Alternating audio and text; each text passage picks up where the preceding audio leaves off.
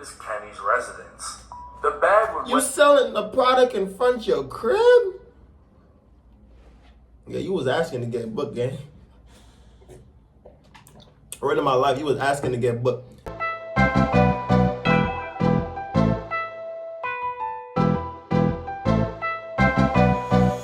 What's up, Cash Gang? It's your boy Cashout, man.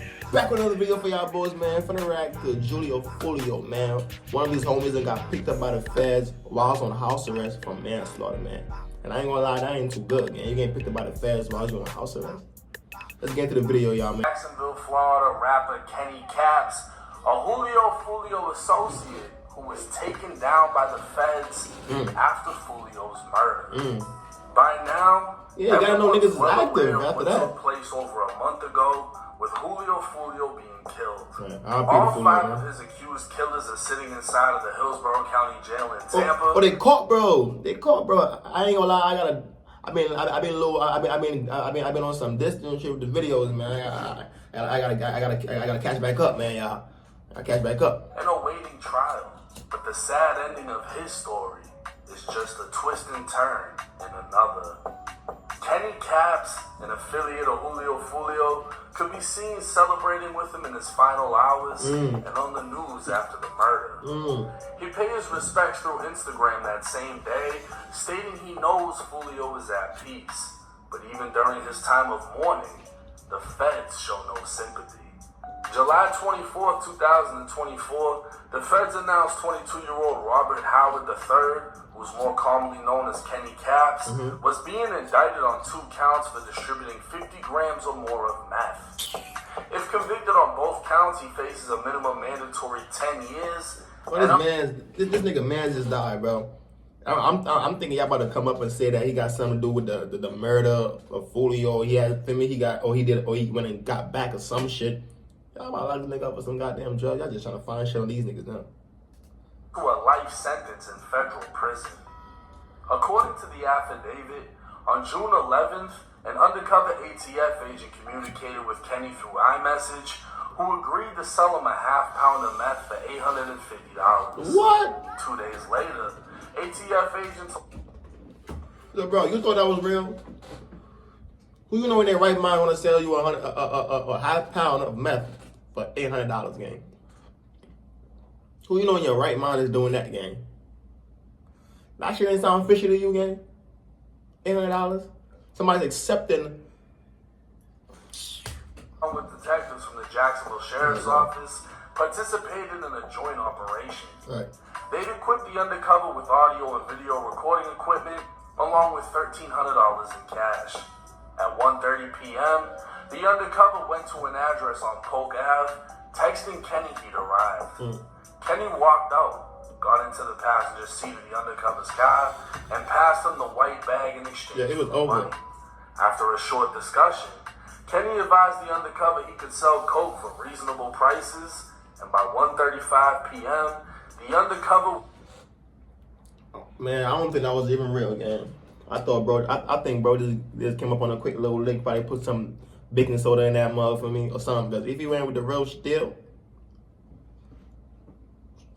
$800 for some, I don't know nothing about no meth or none of that shit, so I don't know about it. But the way it sounded, a half pound of a meth amphetamine, I don't think that bitch cost no $800, bro. I don't know, y'all. I don't know. I might be wrong. I don't sell drugs. I don't know. But that don't sound like no $800 worth. On his way back to the briefing location. At the ATF Jacksonville Division office, audio and video will be downloaded to a compact disc. Kenny could clearly be seen selling to the undercover, was easily identifiable, and according to the ATF, the home that the deal went down at is Kenny's residence. The bag would... You selling the product in front of your crib? Yeah, you was asking to get booked, gang. Right in my life, you was asking to get booked. Ain't no way you was... First of all, you texting somebody on Messenger. You ain't FaceTime. You ain't FaceTime the person. You ain't see how the person's energy is. You ain't talk to the person before you make it. Y'all be too money hungry. All money is not good money, my brother.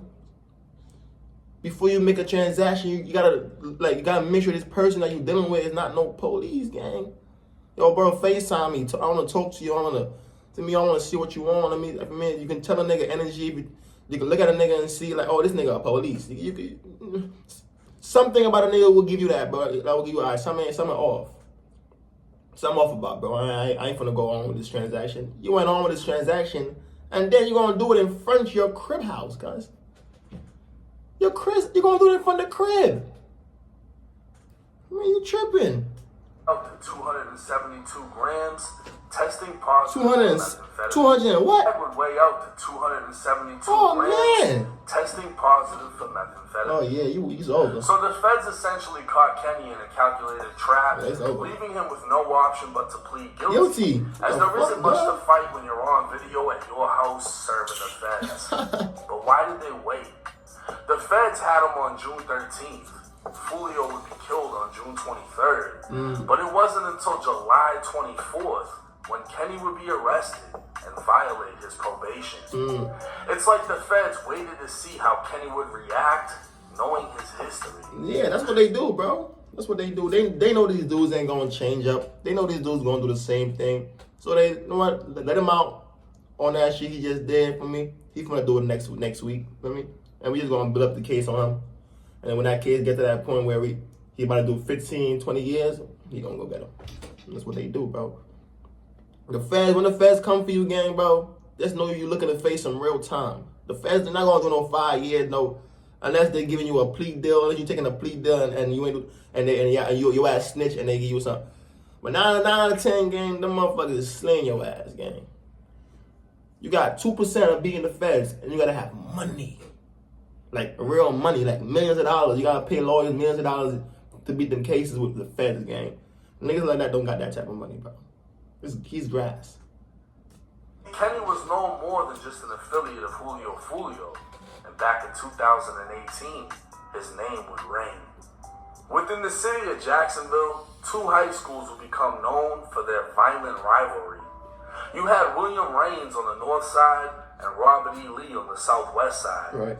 Back in 2006, a 13-year-old was shot in a drive-by on his way home from a Raines game. Wow. In 2007, 2 students were shot after a Raines vs. Lee game when someone fired 15 to 20 times outside the stadium. What?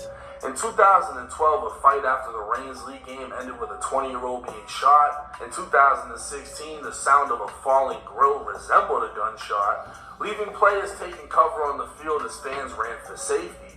And in 2017, players took off running mid-game after an off-field commotion and rumors of something happening. And all this is at the same school. I was in school even though I'm still open, bro. Y'all should have been closed them things down. Close them schools down. All them shooting, or at least give them goddamn security guards at the school some guns. That's what I be saying, bro. I said this. I gotta give them people some guns, bro. Y'all can expect y'all putting people's lives, like, bro, they got crash out dummies out here, bro.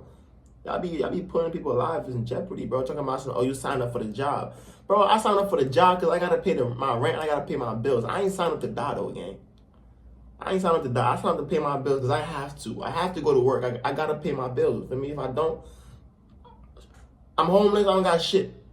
So don't be talking about, oh, yeah, you sign up for the job, so whatever comes with the job, it comes with no, bro. Y'all cannot just say that, bro. Y'all cannot just say that, bro. Y'all gotta get these people guns. They be having school shooters come to the school, AK-47, unlimited ammo, got all type of gadgets on them. And these here security guards got a flashlight and not even a taser. They don't got a taser. Dude's got a flashlight and some handcuffs. Shit could happen anywhere, any place, anytime, bro. People should be able to protect themselves, bro. That's what I'm saying. Even people in their houses, bro, in their cribs. You should be able to have a gun in your house, bro. Somebody come from your house, you can't do nothing, you can't protect yourself, you're dead. Come on, bro, I gotta change that system up, bro. 2018, Raines wasn't taking any chances. 30 police officers, 20 additional security guards, metal detectors, and wands were believed to be enough to keep the game safe. Right. Roughly 4,000 people had shown up to watch, and By halftime, the game had to be stopped, with players on both teams being instructed to get down on the field after a disturbance on Lee's side of the stands. Wow. The game would continue, and Lee would eventually beat Reigns 16-15, ending the reigning state champions' 13-game winning streak. 3/4 of the fans in the stadium had left, and the teams had just made it to their locker rooms when gunfire erupted. Yeah, we are just now getting confirmation from JSO that this is going to be a triple shooting. 2 people injured, 1 person is deceased. Let me step out of the way here. If we zoom the camera in right there, that is going to be the area where that field house is located. Again, we're just outside of the stadium here, Raines High School. Earlier tonight, Raines took on Lee High School. Everything appeared to be fine during the game, and then this happens. As I was saying that, I'm listening to pow, pow, pow, pow, pow. Tell my Vietnam veteran. The bullets was going this way. I know which way the bullets was going. Mind you, these 4,000 people came here to see a football game. And they got to be ducking and running and shit. They got their kids outside. I know people outside. Man, come on, bro. That's what I'm saying, bro. These people got no remorse. And, oh, man. And they was right in this area right here, was shooting. Pow, pow, pow, pow, pow. And this was after the game. After the game. Officers would find 19-year-old Gerard Adams shot in the head, pronouncing him dead by the ticket area just outside the stadium. Wow. A 17-year-old male was found shot in the arm, and a 16-year-old female was shot in the foot, a wound that would leave her physically disabled. Speaking with police, one of the victims would claim Robert Howard, aka Kenny Kapps, shot him. Upon further questioning, he admitted he never saw Kenny with a gun, but provided details about an earlier dispute where Kenny told him, "Somebody going to die tonight." What? 2 additional witnesses would come forward, stating they saw Kenny with a gun the night of the game. One would claim to have seen a confrontation between Kenny and the 17-year-old surviving victim during the game. He then saw Kenny approach Gerard after the game in the courtyard, where he pulled a gun from his waistband and aimed it at him. What? The witness didn't see him shoot, as he'd already started running away, but 25 seconds later he heard the shots. That same witness would identify Kenny by photo lineup. The second witness says she saw Kenny, who she personally knows, confront Gerard after the game. Wow. She'd claimed to witness Kenny pull the gun from his waistband and shoot Gerard in the head. As she was running away, she heard more gunfire, and when shown a picture, she identified Kenny as the one she saw shoot Gerard. Wow. Multiple shell casings were recovered at the scene, and later testing would confirm all shots were fired from one gun. Detectives would determine a fight broke out between Kenny and the victim. They were both ejected from the stands, but made their way back into the game. That's when detectives believed Kenny targeted the 2 males, shooting them both as the female was shot by a stray. Wow. 16-year-old Kenny's mugshot could be seen all over the news. 16? As it was announced he was arrested at his school and charged with first-degree murder and 2 counts of attempted murder for the triple shooting. Sheriffs announced the shooter and both male victims all have associations with known criminal street gang members. Kenny was from the north side of Jacksonville, the same area as Raines High. Gerard, the victim, was more commonly known throughout Jacksonville as Spaz, and he was from a hood on the east side known as 1200. Many rumors have spread over exactly what took place on the night of the game, with another major name being brought up. It's said that Kenny was with Adrian Gaynor that night, and Adrian would be famously known throughout Jacksonville drill as Bibby. Yeah. According to Reddit rumors, Kenny and Bibby disrupted the game when they got in a fight with Spaz and his friend named Will. It's actually believed Bibby was the one who fired the fatal shot killing Spaz, while Kenny shot the friend. Okay. But somehow, witnesses were only able to identify Kenny. 1,353 days later, Kenny would plead guilty to reduced charges of manslaughter and aggravated battery. Right. And apparently, the charges were reduced because of the witnesses. Say Cheese would interview Kenny Kapps, where he would speak on the fact that the witnesses told but refused to testify. Right. Kenny would be sentenced to 15 years on a split sentence, meaning he'd have to serve 5 years in Florida State Prison with the rest of his time to be served on probation. What? He received credit for the 3.5+ years he spent in county jail and would only spend 17 months inside of actual prison before being released. While some would say he got a good deal, everything comes with a price. Right. While he was in jail in 2019, 16-year-old Bibby was killed inside of the Hilltop Apartments. And gunfire erupts inside a Northwest Side apartment complex. It leaves this 16-year-old dead. Yeah. Neighbors say that the shooting sounded like a war zone. 60 to 70 rounds had to be dropped in the course of maybe 15 seconds. Bibby would always be praised by Julio Fulio, but would also become one of the most dissed names in Florida drill. Right. Only 8 months after Bibby's death, Kenny's father, Pokey, would pass away. Granted a furlough by the courts, Kenny was transported to his father's funeral in handcuffs and a uniform, as can be seen in a picture with Julio Fulio. Kenny would be released from prison in May of 2023, and 2 months after would start dropping music. Only lasting 14 months before being indicted by the feds, Kenny witnessed the death of Julio Fulio. He'd also witnessed the violence come back around full circle, as the two Murphy cousins charged as being 2 out of 3 shooters that ambushed Fulio are both from 1200, and both are related to Spaz, Kenny's victim. Okay. It's unclear what will happen to the remaining 9 years Kenny has on state probation, as this Fed case will take priority, meaning Kenny will have to finish one sentence before finishing the other. Now this is a tough situation, right? You got a 16-year-old Kenny Kapps, who, according to his arrest paperwork, was 5'4" when he got arrested for the triple shooting. 16 years old, 5'4", fighting a 19-year-old and a 17-year-old that shouldn't have even been in that area because they weren't even from that side of Jacksonville. I don't know what happens in the fight, whether he's winning, whether he's losing. They end up outside of the stadium. Gunshots go off. 1 body, 2 attempts. Now, 15 years for killing someone and shooting 2 other people is a great deal at the end of the day. I mean, beating the case would be lovely, but 15 years for that is a good deal. Yeah, that's life, bro. In Florida, that's a split sentence. In Florida, that shit is life or the death penalty, bro. You dropping body in 2 attempts, 15. Is somewhat of a trap. See, Kenny Kapps was only 16 when he caught this case, meaning he never lived in society as an adult or as a responsible adult, right? He's never worked, none of that. He was 16, went to jail for damn near 4 years, and then did another year and some change inside of prison. Came home, lasted 14 months. They're saying he was dealing meth. Apparently they have all the evidence against him.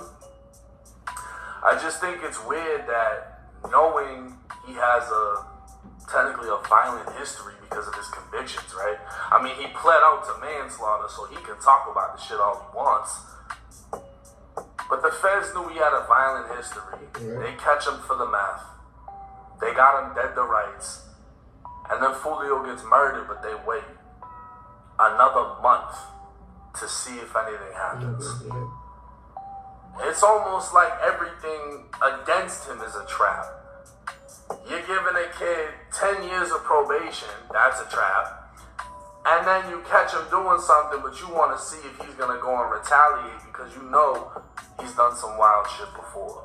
Now, at the end of the day, we're responsible for our own actions, right? To hear that he only lasted 14 months, it sucks. And to hear that he came home to see one of his close friends get killed is even worse. This was the same friend that made it to his father's funeral that he had to show up to in handcuffs. Now, what's my opinion on what's going to take place? I don't know how much time they can offer him in the feds. They say if he's convicted, it's a minimum mandatory 10. To hear that sounds crazy because that would mean if he gets hit with the minimum man, he's got to do 10 years. And once he's done with that, because he violated probation, the 10 years of probation he has, he was only out 14 months, so he has about 9 years left.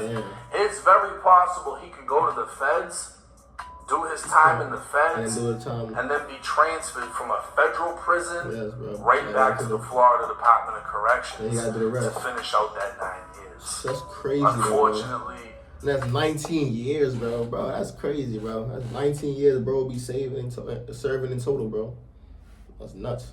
it's a dirty game, and that's how they play. When you're dealing with the feds in the state, the punishment isn't together.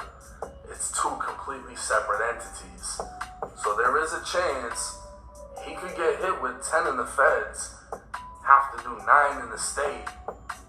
Y'all do the math. But hey, let me know y'all's thoughts and comments in the comments. That's crazy though, yeah, bro. I ain't gonna lie. That's crazy, bro. Bro should have thought a little bit, but I ain't gonna lie, bro. Bro ain't no 9-0s, bro. He ain't no 9-0s, bro. Bro was 16 years old, been going to jail, came out 4 years later, feel me? Went back and did a year again, feel me? Like, that's all he knows. And then one of his clothes, they know what they was doing, bro. That's what the feds do. Like I said, that's what the feds do, bro. They set you up for failure. They set you up to get caught because they trying to get you, feel me? And he fell for it, feel me? He fell for it. His man's died, trying to get back, bam. Fell for it, bro. Got caught up with it, with meth. In front of your crib, that's wild, bro. That's wild. In front of your crib is crazy. It's crazy. He was not thinking at all. I don't know if you needed the money bad, bro, but regardless if you need the money bad, bro, you gotta know you in the streets, bro. You gotta think shit out, bro. You can't just do shit, bro. But that's that video, man, y'all. Let me know how y'all boys feel about this video in the comment section, man. Hit that subscribe button. We don't know the find this subs, man. The grind don't stop, never gonna stop, man. I'm out of here, y'all.